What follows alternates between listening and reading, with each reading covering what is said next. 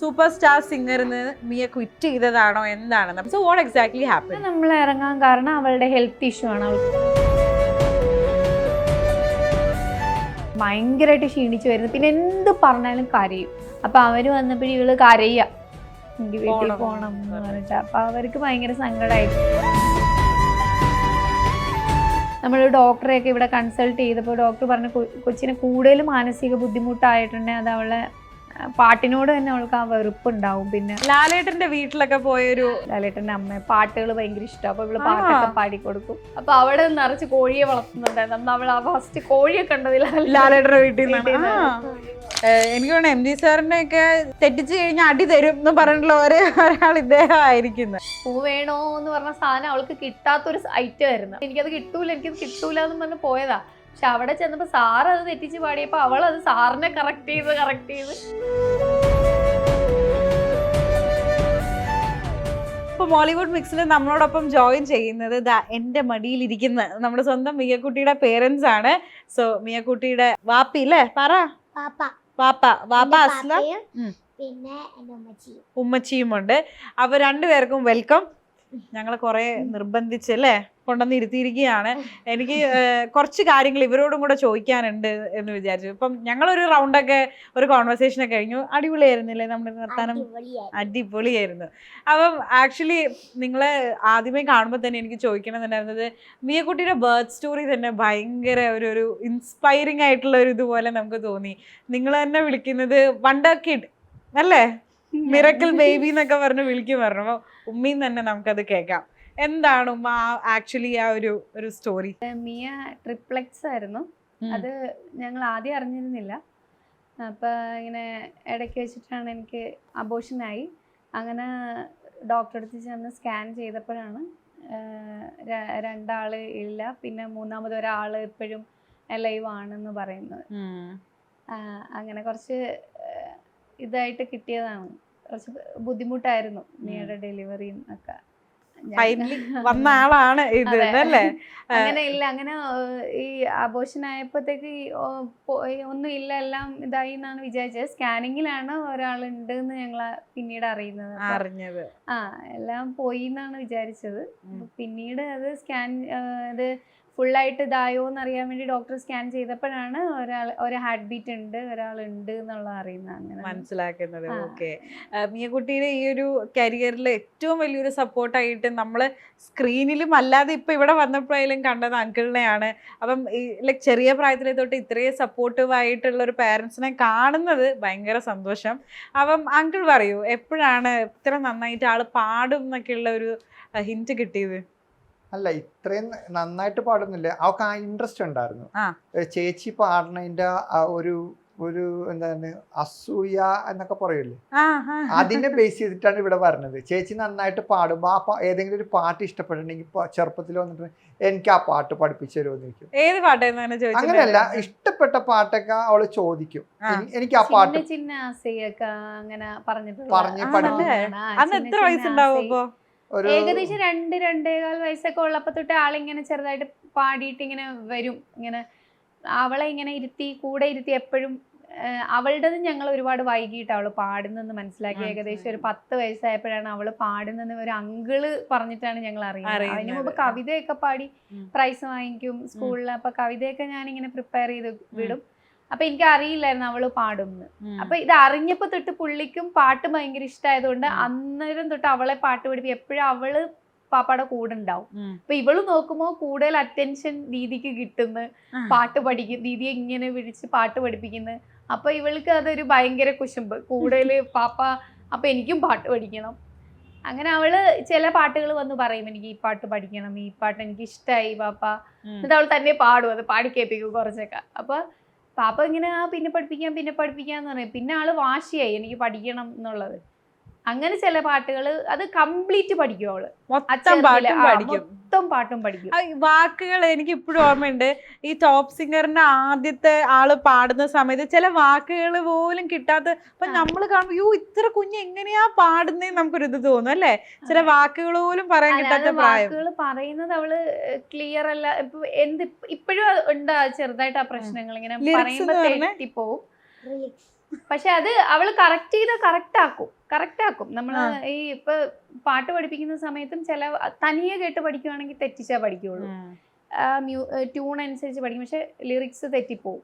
അപ്പൊ നമ്മളത് കറക്റ്റ് ചെയ്ത് കൊടുത്ത എത്ര കട്ടിയുള്ള വാക്കുകളും അവള് പറയും. കറക്റ്റ് ചെയ്ത് വിട്ടാലും അത് കറക്റ്റ് ആക്കി തന്നെ പാടും. ആന്റി ഞങ്ങളിപ്പോ ആളുടെ കൂടെ ഒരു ഇന്റർവ്യൂല് വന്നിരിക്കുന്നത് ഫസ്റ്റ് ടൈം ആണ്, നമ്മളുടെ എക്സ്ക്ലൂസീവ് അടിച്ചിരിക്കുകയാണ്. ഓക്കെ, എനിക്കിപ്പോ ആന്റിയെ കിട്ടിയതുകൊണ്ട് ചോദിക്കുകയാണ്, മിയക്കുട്ടിയുടെ ഡ്രസ്സുകൾ എല്ലാവരും എല്ലാ എപ്പിസോഡിലും നോട്ട് ചെയ്യുന്ന സംഭവമാണ്, അതിന്റെ പുറകിലുള്ള ഡിസൈനർ ആണ് ഇത്. അപ്പൊ കുഡോസ് ടു ദാറ്റ്. എവിടെ നിന്ന് ആന്റി ഇത്ര അടിപൊളി ഡിസൈൻസ് ഒക്കെ കിട്ടുന്നത്? അങ്ങനൊന്നുമില്ല, അവള് ഭയങ്കര മെലിഞ്ഞ ശരീരപ്രകൃതമുള്ള കുട്ടിയാണ്. അപ്പൊ അവളെ ഹെയർ ഒക്കെ വെച്ചിട്ട് ഒരു ഡോൾ മാതിരി, അവള് ചില ഡ്രസ്സ് ഇടുമ്പോ ഒരു ഡോള് പോലെ. അപ്പൊ ഞാൻ അവളെ ആ ഒരു ഡോളാക്കി കൊണ്ടുപോകാൻ വേണ്ടിയിട്ട് അതേമാതിരി ഏകദേശം ഒരു ക്യാരക്ടറും അങ്ങനെ തന്നെയാണ് ആളുടെ. ആളൊരു ഭയങ്കര ഇന്നസെന്റ് ആണ്. അങ്ങനെ വേറൊരു കാര്യങ്ങളെ കുറിച്ച് അവള് ചിന്തിക്കില്ല. അവൾക്ക് എന്ത് തോന്നുന്നു അത് ചെയ്യും. അല്ലാണ്ട് അവള് അങ്ങനെ ഭയങ്കര വലിയ കാര്യങ്ങളെ കുറിച്ചിട്ട് ആലോചിക്കുക. പാട്ട് പഠിപ്പിക്കുന്ന കാര്യങ്ങളിൽ നമ്മൾ പാട്ട് പഠിപ്പിക്കും, അവള് പാട്ട് പഠിക്കും. നമ്മൾ പറയുന്ന പാട്ട് പഠിപ്പിക്കും. പഠിക്കുക ഏത് ലാംഗ്വേജ് ആണെന്ന് പോലും അവള് അതൊക്കെ പഠിച്ചു കഴിയുമ്പോഴാ ഇത് ആ ലാംഗ്വേജ് ആയിരുന്നോ ഇങ്ങനെ ഹിന്ദി. അപ്പൊ മിയുടെ പാപ്പ ഇങ്ങനെ പല ലാംഗ്വേജസ് ഇങ്ങനെ അവളെ പഠിപ്പിക്കുക. അത് അവൾക്ക് ബോറടിക്കാതിരിക്കാൻ വേണ്ടിയിട്ട് ഇങ്ങനെ മാറ്റി മാറ്റി പഠിപ്പിക്കുന്നേ. അപ്പൊ അവള് പഠിച്ചു കഴിയുമ്പോ ചോദിക്കും, ഇത് ടോപ്പ് സിംഗറിൽ പാടേണ്ട പാട്ടാണോ പാപ്പ? അപ്പൊ അല്ല, ഇത് ഹിന്ദി ആയിരുന്നോ? അപ്പൊ അങ്ങനെ അവൾക്ക് ഈ സംഗീതത്തിന് ഭാഷയില്ല എന്നൊക്കെ മനസ്സിലാക്കുന്നു. അപ്പൊ അവൾക്ക് അതൊന്നും അങ്ങനെ അതിനെക്കുറിച്ചൊന്നും അങ്ങനെ ഒരു കാര്യത്തെ കുറിച്ച് അവള് ഭയങ്കരമായിട്ട് ഇതാകുന്ന ആളല്ല. ഒന്നുമില്ല. അവൾക്ക് ഇഷ്ടമുള്ള കാര്യം ഇങ്ങനെ കറങ്ങി നടക്കുക, അങ്ങനെ എല്ലായിടത്തും പോകാൻ ഭയങ്കര ഇഷ്ടം, എല്ലാരെയും കാണാൻ ഇഷ്ടം, എല്ലാവരും വീടുകളിൽ പോകാൻ ഇഷ്ടം, അതൊക്കെ ഭയങ്കര ഇഷ്ടമാണ്. ഇപ്പം ലാലേട്ടന്റെ വീട്ടിലൊക്കെ പോയിട്ടുണ്ടായിട്ടില്ല, അതെന്തായിരുന്നു സംഭവം? ലാലേട്ടന്റെ വീട്ടിൽ പോയത് ഇവളുടെ ഒരു ഫാൻ ഉണ്ട്, ഒരു അമേരിക്കയിലുള്ളൊരു പുള്ളിക്കാരി വഴിയിട്ടാണ് ലാലേട്ടനെ പരിചയം. അപ്പൊ ഇവളുടെ പാട്ടൊക്കെ അവർ കേൾക്കും. അപ്പൊ അമ്മ കാണാൻ വേണ്ടിട്ട് പോയതായിരുന്നു, ലാലേട്ടന്റെ അമ്മ. പാട്ടുകൾ ഭയങ്കര ഇഷ്ടം. അപ്പൊ ഇവള് പാട്ടൊക്കെ പാടിക്കൊടുക്കും. എന്നിട്ട് ലാലേട്ടന്റെ അമ്മേനായിട്ട് അപ്പൊ കോണ്ടാക്ട് ഉണ്ട് അല്ലാണ്ട്? അമ്മ ഇല്ല, അവിടെ പോയി അമ്മയ്ക്ക് പാട്ട് ഇങ്ങനെ പാടിക്കൊടുത്തു. ഓ, ഏത് പാട്ടാ പാടിക്കൊടുത്ത ലാലേട്ടന്റെ അമ്മയ്ക്ക്? കൂടുതലും മലയാളം പാട്ട്, പഴയ പാട്ടുകളൊക്കെയാണ് ഇഷ്ടം.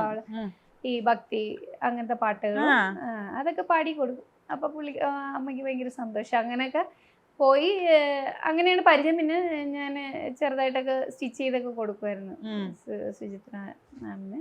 ആണോ? ഡ്രസ്സൊക്കെ സ്റ്റിച്ച് ചെയ്ത് കൊടുക്കുന്നുണ്ടല്ലേ? ഓ, നൈസ് നൈസ്. അപ്പൊ അതിപ്പോഴും നല്ല രീതിയിൽ പോണം, കമ്പനി ആയിട്ട് പോയിട്ടുണ്ട്. അല്ല, ഞാൻ ചോദിക്കട്ടെ, ലാലേട്ടനെ സുചിത്ര ആന്റിനെ ഒക്കെ നേരിട്ട് കണ്ടിട്ട് എങ്ങനെ ഉണ്ടായിരുന്നു മിയക്കുട്ട? വലിയ വീടാണോ? വലിയ വീടാണ്, നല്ല അടിപൊളി വീടാണ്. പിന്നെ ഫസ്റ്റ് അവള് കോഴിയെ കാണുന്ന ലാലേട്ടന്റെ വീട്ടിലുള്ള കോഴിയെ. സാധാരണ നമ്മള് ഈ ചിക്കൻ മേടിച്ചോണ്ട് വരുന്ന ചിക്കനെ ഇവിടെ കണ്ടിട്ടുള്ള, അവള് കോഴിയെ കണ്ടിട്ടില്ല. അപ്പൊ അവിടെ നിറച്ച് കോഴിയെ വളർത്തുന്നുണ്ടായിരുന്നു. അന്ന് അവള് ഫസ്റ്റ് കോഴിയെ കണ്ടതില്ല, ലാലേട്ടന്റെ വീട്ടിൽ കോഴിയെ വളർത്തുന്നുണ്ട്. പിന്നെ എന്തൊക്കെ കണ്ട അവിടെ? പിന്നെ ലാലേട്ടന്റെ പിക്ചേഴ്സ്, പെയിന്റിങ്സ് ഒക്കെ കണ്ടു.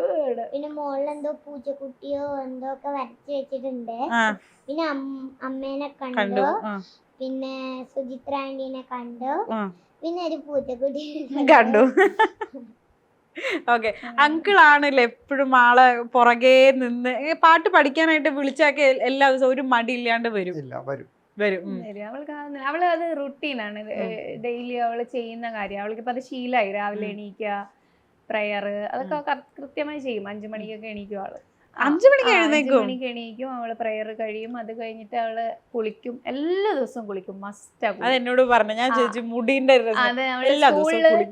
മിസ് പറയും കുളിക്കണ്ട മിയ മുടി. അപ്പൊ 2 വശത്ത് പിന്നി ഇടണം. അപ്പൊ അവള് കുളിക്കണ്ടെന്ന് പറഞ്ഞാൽ അവൾക്ക് പേടിയാ, ഞാൻ അവളുടെ ശീലമായി പോവോ, ഇനി കുളി മുടങ്ങി പോവോ. അപ്പൊ എന്നോട് പറയും, മിസ് പറഞ്ഞു കുളിക്കണ്ടെന്ന്. പക്ഷെ ഇന്ന് ഞാൻ കുളിച്ചില്ലേ, പിന്നെ എനിക്ക് ശീലമായാലോ, ഇനി ഞാൻ കുളിക്കാതെ പോയാലോ. അപ്പൊ അവൾക്ക് കുളിക്കണം, രാവിലെ കുളിക്കണം. അത് നിർബന്ധം. കുളിച്ചു കഴിഞ്ഞ് അവള് സാധകം ചെയ്യും, അത് കഴിഞ്ഞ് സ്കൂളിൽ പോകും. ആണോ? എങ്ങനെയാ സാധകം ചെയ്യുന്ന പറഞ്ഞു തന്നെ?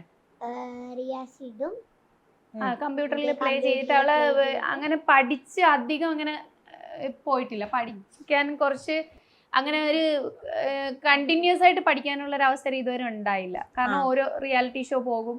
പിന്നെ ആദ്യം പോയപ്പോൾ ടോപ്പ് സിംഗറിൽ വെച്ചിട്ട് അവള് സംഗീതം പഠിച്ചിട്ടേ ഉണ്ടായിരുന്നില്ല. അവളുടെ പാഷൻ, അവളുടെ ആഗ്രഹം കൊണ്ടിട്ട് ഞങ്ങള് വിചാരിച്ചില്ല അവള് ശരിക്കും ഒരു 1-2 പാട്ട് പാടും അവിടെ തീരും എന്നുള്ളതാണ് ഞങ്ങൾ പഠിച്ചിട്ടേ ഇല്ല ടോപ്പ് സിംഗറിലെ ആ സംഗീതം. സമയത്ത് സംഗീതം. പിന്നെ അത് കഴിഞ്ഞിട്ട് കുറച്ചിപ്പം നമ്മൾ ഇതിന് പോണതിന് കുറച്ച് മുമ്പായിട്ടാണ് അവൾ ഹിന്ദുസ്ഥാനി സ്റ്റാർട്ട് ചെയ്തത്. അതൊരു 3 months പോയുള്ളൂ. പിന്നെ അങ്ങോട്ട് പോയി. പിന്നെ ഇപ്പൊ റീസ്റ്റാർട്ട് ചെയ്തിട്ടില്ല, ആൾക്ക് സുഖമില്ലാതൊക്കെ വന്ന കാരണം. അപ്പൊ അങ്ങനെ സംഗീതം പഠിത്തം അങ്ങനെ കാര്യമായിട്ട് നടന്നിട്ടില്ല. പിന്നെ അത് കൊണ്ടുപോകണം കൂടെ. അപ്പൊ അവള് കേൾക്കുന്നത് ഈ ഓരോരുത്തർ പാടി വെച്ച റിയാസുകളൊക്കെ ഇട്ടിട്ടാണ് ഡെയിലി പ്രാക്ടീസ് ചെയ്യും. ഡെയിലി പ്രാക്ടീസ് ഡെയിലി അത് ഞാൻ സിസ്റ്റത്തിലൊരു സെറ്റ് ചെയ്ത് കൊടുത്തിട്ടുണ്ട്. അപ്പൊ അവള് രാവിലെ വന്ന് നേരെ സിസ്റ്റം ഓൺ ചെയ്ത് അത് 1 മണിക്കൂർ ചെയ്യേണ്ട സാധകം കംപ്ലീറ്റ് ആയിട്ട് അത് ചെയ്യും.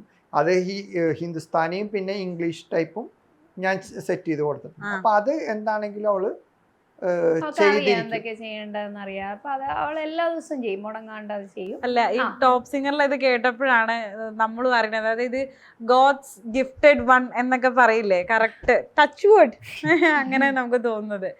എനിവേ, ആരാധകരെല്ലാവരും ചോദിച്ചുകൊണ്ടിരിക്കുന്ന ചോദ്യമാണ്, ഇപ്പം സൂപ്പർ സ്റ്റാർ സിംഗറിൽ നിന്ന് മിയ ക്വിറ്റ് ചെയ്തതാണോ എന്താണെന്ന്. അപ്പം പേരൻസ് ഇവിടെ ഉണ്ട്, നമുക്ക് ഇനി യാതൊരുവിധ ഡൗട്ടും വേണ്ട, അവിടെ നിന്ന് തന്നെ നേരിട്ട് ക്ലാരിഫൈ ചെയ്യാം. So what exactly happen? ശരിക്കും സൂപ്പർ സ്റ്റാർ സിംഗറിൽ നിന്ന് നമുക്ക് ഇങ്ങോട്ട് വിളി വന്നതാണ് മിയനെ. അപ്പൊ അവര് വിളിച്ച സമയത്ത് മിയയുടെ പാപ്പ പറഞ്ഞു വേണ്ട, കൊണ്ടുപോകണ്ട, ഈ പ്രാവശ്യം അവളെ കൊണ്ടുപോകണ്ട, നമുക്ക് അവള് ഹിന്ദിയൊക്കെ പഠിച്ചിട്ട് കൊണ്ടുപോവാം.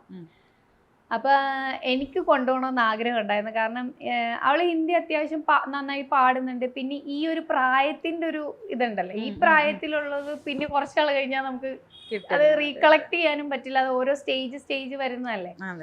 അപ്പൊ ഞാൻ പറഞ്ഞു കൊണ്ടുപോകാം, എന്തായാലും നമുക്ക് നോക്കാം, കിട്ടുമോന്നൊന്നും നമുക്ക് ഉറപ്പില്ലല്ലോ, നമുക്ക് പോയി നോക്കാം.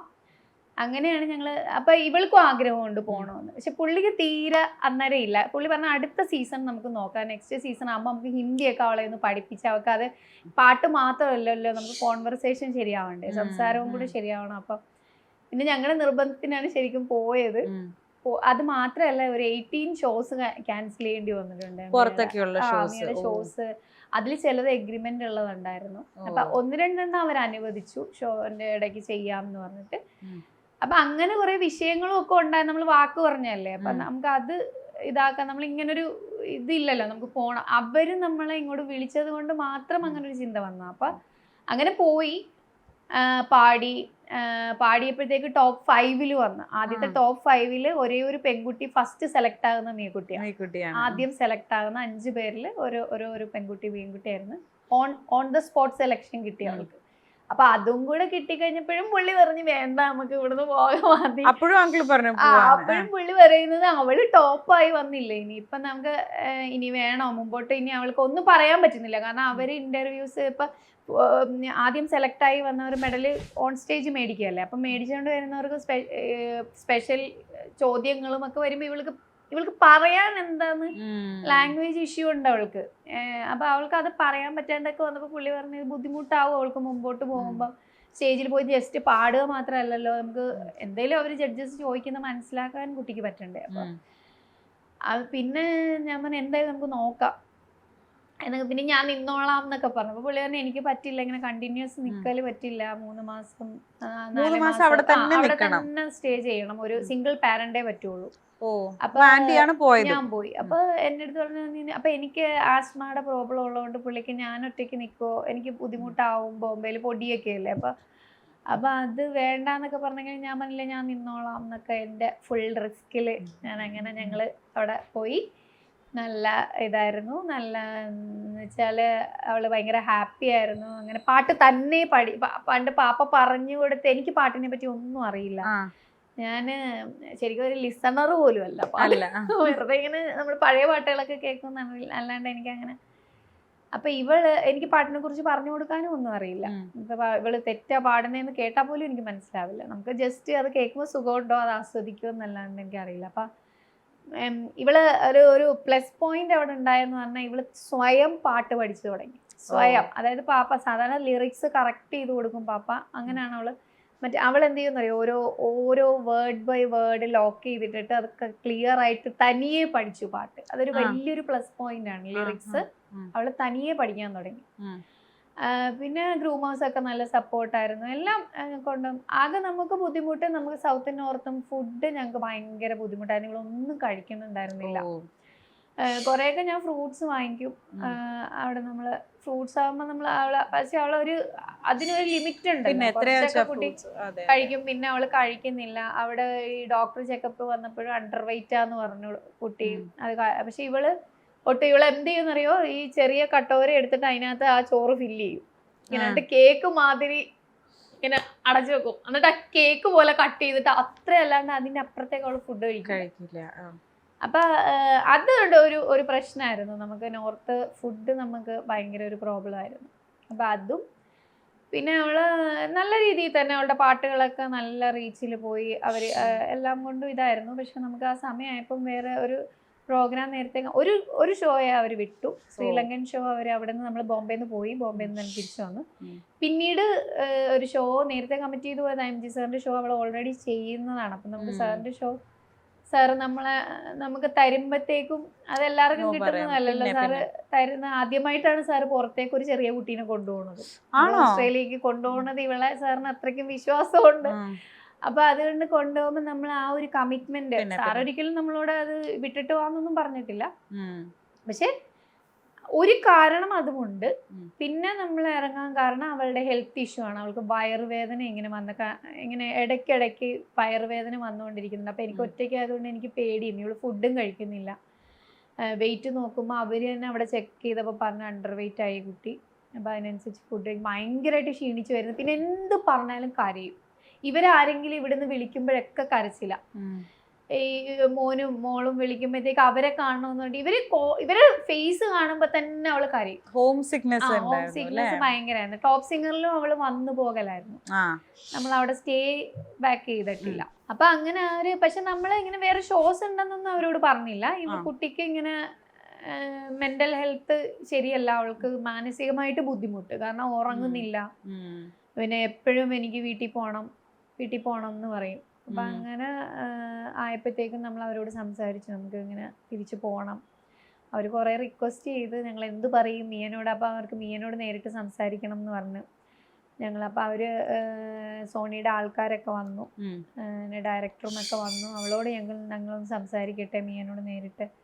അപ്പൊ അവര് വന്നപ്പോഴും ഇവള് കരയുക, എനിക്ക് വീട്ടിൽ പോകണം എന്ന് പറഞ്ഞിട്ട്. അപ്പൊ അവർക്ക് ഭയങ്കര സങ്കടമായി. കുട്ടി അത്രയും അപ്പൊ നമ്മൾ ഡോക്ടറെയൊക്കെ ഇവിടെ കൺസൾട്ട് ചെയ്തപ്പോൾ ഡോക്ടർ പറഞ്ഞു കൊച്ചിന് കൂടുതൽ മാനസിക ബുദ്ധിമുട്ടായിട്ടുണ്ടെങ്കിൽ അത് അവളെ പാട്ടിനോട് തന്നെ അവൾക്ക് ആ വെറുപ്പുണ്ടാവും. പിന്നെ പാട്ട് പഠിക്കാൻ തന്നെ അവൾക്ക് ബുദ്ധിമുട്ടാവും. ഇപ്പൊ ചെറുതല്ലേ, നമ്മൾ അത് അവളുടെ ഇത് നോക്കിയാൽ മതി. അങ്ങനെയാണ് ഞങ്ങൾ തിരിച്ചു പോകുന്നത്. തിരിച്ചു പോന്നപ്പോൾ ആൾക്ക് കുട്ടികളെ വിട്ടിട്ടൊക്കെ വരുന്നതിൽ ബുദ്ധിമുട്ടുണ്ട്. ഗ്രൂമേഴ്സിനെയും സ്റ്റേജുമൊക്കെ മിസ് ചെയ്തെങ്കിലും അവൾക്ക് അതിനേക്കാൾ കൂടുതൽ ഇവരെ കാണണം, ഇവരുടെ അടുത്ത് വേഗം എത്തണം എന്നുള്ളതായിരുന്നു. അപ്പൊ അതുകൊണ്ടാണ് ഞങ്ങള് ഇറങ്ങിയത്. അല്ലാണ്ട് വേറെ ചാനൽ ഇഷ്യൂ ഒന്നും ഉണ്ടായിരുന്നില്ല. ഓക്കെ, മിയക്കുട്ടിയുടെ ആരാധകർക്ക് അതിനുള്ള ഉത്തരം കിട്ടിയല്ലോ അല്ലേ? അങ്കിൾ, അതേപോലെ തന്നെ MG സാർ ആയിട്ടുള്ള മിയയുടെ ബോണ്ട് അത് പ്രേക്ഷകർക്ക് കാണാൻ ഭയങ്കര ഇഷ്ടമുള്ളൊരു ഇതാണ്. അതായത് എനിക്ക് തോന്നുന്നു MG സാറിനെ ഒക്കെ തെറ്റിച്ച് കഴിഞ്ഞാൽ അടി തരും എന്ന് പറഞ്ഞിട്ടുള്ള ഒരാൾ ഇദ്ദേഹം ആയിരിക്കുന്നത് അല്ല? ഇപ്പോഴും ആ ഒരു ബന്ധം അതേപോലെ തന്നെ പോകുന്നുണ്ടല്ലോ അല്ലേ? അതേപോലെ തന്നെ പോകുന്നുണ്ട്. അന്ന് ഇങ്ങനെയൊക്കെ പറയുമ്പോഴത്തേക്ക് കുറച്ച് മുമ്പ് എന്നോട് പറയും, എനിക്ക് അടുത്തിടയ്ക്കാ മനസ്സിലായി എന്നെ പറ്റിച്ചതാന്ന് പറഞ്ഞതേ ഉള്ളൂ. അതെ, MG സാറിന്റെ അടുത്തൊക്കെ ഞങ്ങൾ ഒരിക്കലും വിചാരിച്ചില്ല അങ്ങനെ പോകുമെന്ന്. അപ്പൊ ശരിക്കും പൂ വേണോ എന്ന് പറഞ്ഞ സാധനം അവൾക്ക് കിട്ടാത്തൊരു ഐറ്റം ആയിരുന്നു. അപ്പൊ ഞങ്ങൾ പോകുമ്പോ പറഞ്ഞു എനിക്കത് കിട്ടൂല എന്ന് പറഞ്ഞ് പോയതാ. പക്ഷെ അവിടെ ചെന്നപ്പോ സാറ് അത് തെറ്റിച്ച് പാടിയപ്പോ അവളത് സാറിനെ കറക്റ്റ് ചെയ്ത് അപ്പൊ നമുക്കത് ഭയങ്കര, ഞങ്ങളിങ്ങനെ വേറൊരു സ്ക്രീനിലാണ് കണ്ടുകൊണ്ടിരിക്കുന്നത്, ഞങ്ങൾ ഡയറക്റ്റ് കാണുന്നില്ല ഇത്. അപ്പൊ ഞങ്ങൾക്ക് ഭയങ്കര ടെൻഷൻ, ഇവളെന്താണ് സാറിനോട് ഈ പറഞ്ഞുകൊണ്ടിരിക്കുന്നത്, ഇത് എന്താകും ഈ കുട്ടി എപ്പോഴും നമുക്ക് അപ്പുറം നിൽക്കുമ്പോഴേ ഇവൾ എന്ത് പറയുന്നുള്ള ടെൻഷനാ. നമ്മൾ കാണുന്നില്ലല്ലോ, ഇവരെന്ത് കുട്ടികളല്ലേ, എപ്പോഴെന്താ വരുന്നതെന്ന് അറിയില്ലല്ലോ. അപ്പൊ നമ്മളെപ്പോഴും പേടിച്ചിട്ടാണ് ഈ പുറകിൽ നിൽക്കുന്നത്.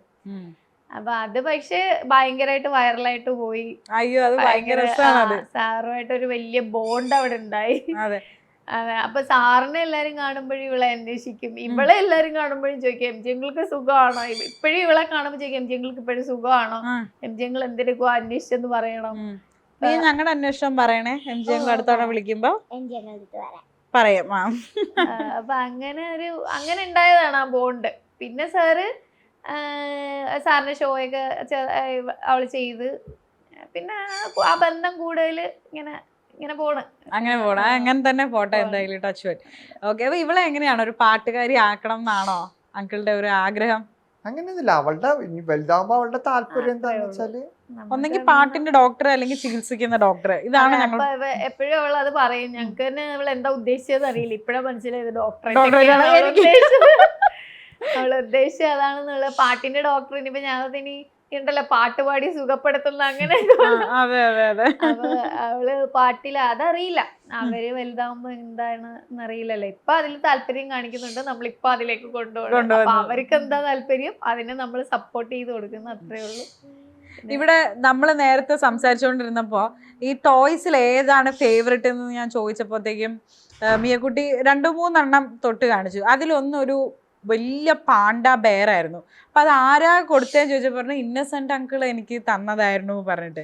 അപ്പം അൺഫോർച്ചുനേറ്റ്ലി അദ്ദേഹം ഇപ്പം നമ്മുടെ കൂടെ ഇല്ല. അപ്പം അത് ഇപ്പോഴും ഈ വീട്ടിൽ അങ്ങനെ ട്രഷർ ചെയ്തേ വെച്ചിട്ടുണ്ട് അല്ലേ ആന്റി? അത് എങ്ങനെ ഇപ്പൊ അത് കാണുമ്പോഴായാലും അല്ലേ, ഇത്രയും വലിയൊരു കലാകാരൻ്റെ അത് വാങ്ങിക്കാൻ പറ്റിയല്ലോ, അതൊരു ഭയങ്കര സന്തോഷമാണ്.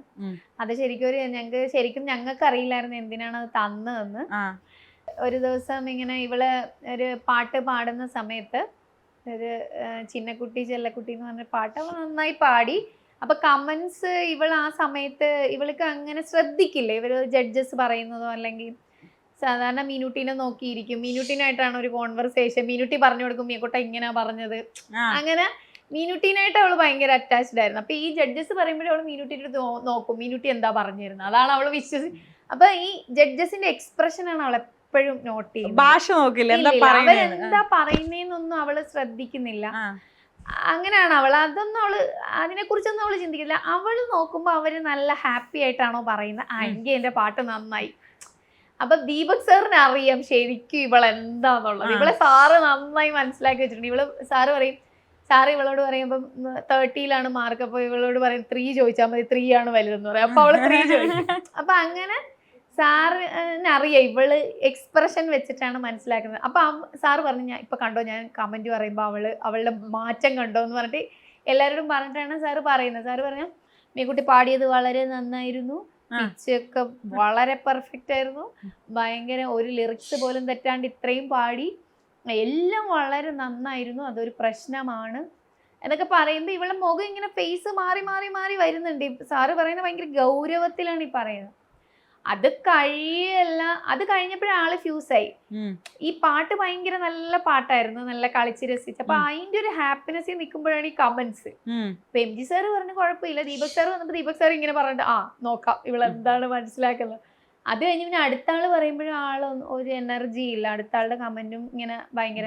അത് കഴിഞ്ഞ് സുദീപേട്ടനായിരുന്നു. അപ്പൊ പുള്ളി ചോദിച്ചു എന്ത് പറ്റി മീക്കുട്ട മുഖം ചോദിക്കാൻ ഒറ്റ കരച്ചിൽ അവിടെ നിന്ന്. അപ്പോൾ എല്ലാവരും കൂടെ ഓടി. ദീപക് സാറ് ഉണ്ടോ അവൾക്ക് ഫീൽ ചെയ്ത് സാറങ്ങ്. അപ്പോഴും അവള് മനസ്സിൽ വെച്ചോണ്ടിരിക്കുക എന്തോ മോശമായിട്ടാണ് ചെയ്തതെന്നുള്ളത്. അപ്പൊ എല്ലാവർക്കും പിന്നെ സാറ് പറഞ്ഞ കരഞ്ഞ ഭാഗമൊന്നും ഇടണ്ട, കട്ട് ചെയ്തേക്കെന്ന് പറഞ്ഞു. അങ്ങനെ കരഞ്ഞ സീനൊന്നും വന്നിട്ടില്ല.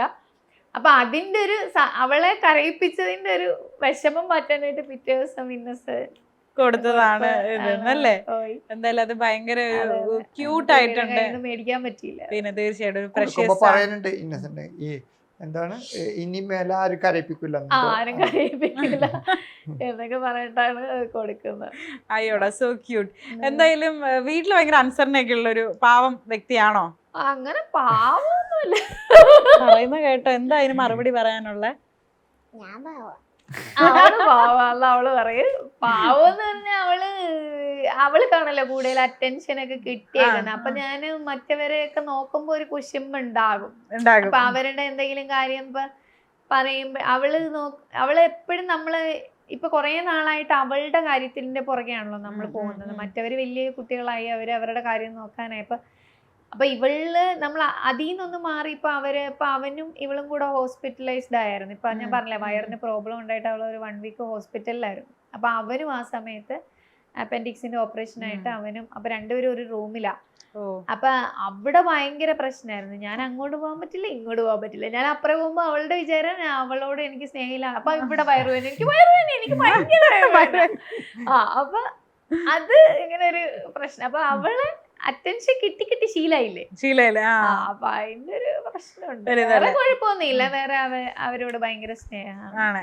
എന്താ ഉമ്മയും വാപ്പ എന്താ വിളിക്കുന്നേ, കൊഞ്ചിച്ച് വിളിക്കുന്നേ? പാപ്പയും ഉമ്മച്ചിയും. അല്ല, മോനെ എന്താ വിളിക്കുന്നേ അവര്? അത്രേ ഉള്ളു, വേറെ കുഞ്ഞാ വാവേ ചക്കര അങ്ങനെ ഒന്നും വിളിക്കുന്നില്ല. ഓക്കെ. അപ്പൊ ഇതില് രണ്ടുപേരും ഒരേപോലെ ഇഷ്ടമാണോ, അതോ അങ്ങനെ ഇത്തിരി സ്നേഹം ഉമ്മയോടോ? ഇല്ല, രണ്ടുപേരോട് ഇഷ്ടമുണ്ട്. ഓക്കെ. അപ്പം എന്തായാലും uncle anti thank you so much.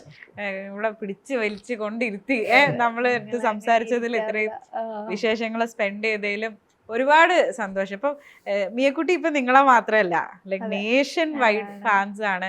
As parents എന്ത് തോന്നുന്നു കൂടെ പറഞ്ഞിട്ട് നമുക്ക് ഇന്റർവ്യൂ നമുക്ക് ഒരുപാട് സന്തോഷം തോന്നിയിട്ടുള്ള ഒരുപാട് അനുഭവങ്ങളുണ്ട്. കാരണം രോഗമുള്ള ആളുകളൊക്കെ മലപ്പുറം പോയപ്പോഴത്തേക്കും ഒരു പുള്ളി ഇങ്ങനെ വന്നിരുന്നു. അങ്ങനെ പുള്ളി കിഡ്നി ഫെയിലിയർ ആയിട്ടുള്ള പുള്ളിയാണ്. അപ്പൊ പുള്ളി വന്നിട്ട് പറയാ, എനിക്ക് മോളുടെ പാട്ടുകൾ കേട്ടിട്ടാണ് എനിക്ക് അതിൽ നിന്നൊന്ന് വേറൊരു ഇത്. അപ്പൊ എനിക്ക് ആ പുള്ളി കരയുക ഇങ്ങനെ പറഞ്ഞിട്ട്, എനിക്ക് ഇവളെ കാണണം. അപ്പൊ മോനോട് എപ്പോഴും പറയും എനിക്ക് കാണണം,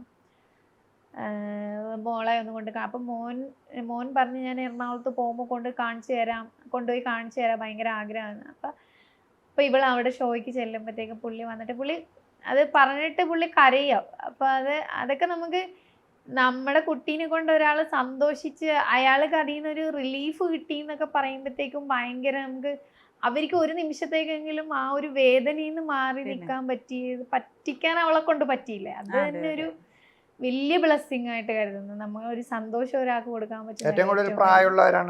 കൂടുതൽ ഫാൻസ് പ്രായമുള്ളവരാണ്, വിദേശത്തുള്ളവരുണ്ട്, മകളെ പോലെ കാണുന്നവരുണ്ട്. ചിലർക്കൊക്കെ അവർക്ക് വീട്ടിലൊരാളെ പോലെ അവരത്രയും സ്നേഹത്തിൽ ഒരു 2 മണി വരെയൊക്കെ ഞങ്ങളൊരു ഷോ കഴിഞ്ഞിട്ട് റിസോർട്ടിലേക്ക് എത്താൻ 2 മണിയായി. ആ 2 മണിക്ക് ഒരു ഹസ്ബൻഡും വൈഫും അവളെ കാണാൻ വേണ്ടി അവിടെ വന്ന് വെയിറ്റ് ചെയ്തിട്ടുണ്ട്. രാത്രിയിലും അവളെ കണ്ടിട്ടേ പോവുള്ളൂ. അപ്പൊ അതൊക്കെ നമ്മുടെ ലൈഫിൽ ഞങ്ങൾ സാധാരണക്കാരായ മനുഷ്യരാണ്. അപ്പൊ നമ്മുടെ കുട്ടീനെ കൊണ്ട് കുറച്ച് പേർക്കെങ്കിലും സന്തോഷിക്കാൻ പറ്റിയത് അതാണ് ഏറ്റവും വലിയ ബ്ലെസ്സിങ്. ഇതുകൊണ്ട് ഉണ്ടായത് ഒരുപാട് ബന്ധങ്ങൾ, ഒരുപാട് നല്ല നല്ല അനുഭവങ്ങള്. ഇപ്പൊ അവളെ കാണുമ്പോൾ ഉള്ള ഓരോരുത്തരുടെ കണ്ണിലെ പ്രകാശം, അതൊക്കെ നമുക്ക് അതൊക്കെ കാണുമ്പോഴാണ് നമ്മളുടെ ജീവിതം കൊണ്ടൊരു ഇതുണ്ടായല്ലോ എന്നുള്ളൊരു സന്തോഷം. അത് ഭയങ്കര ഒരു ഹാപ്പിനെസ് ആണ്. Aunty uncle thank you so much നമ്മളെ ജോയിൻ ചെയ്തതില്. Thank you. വെൽക്കം.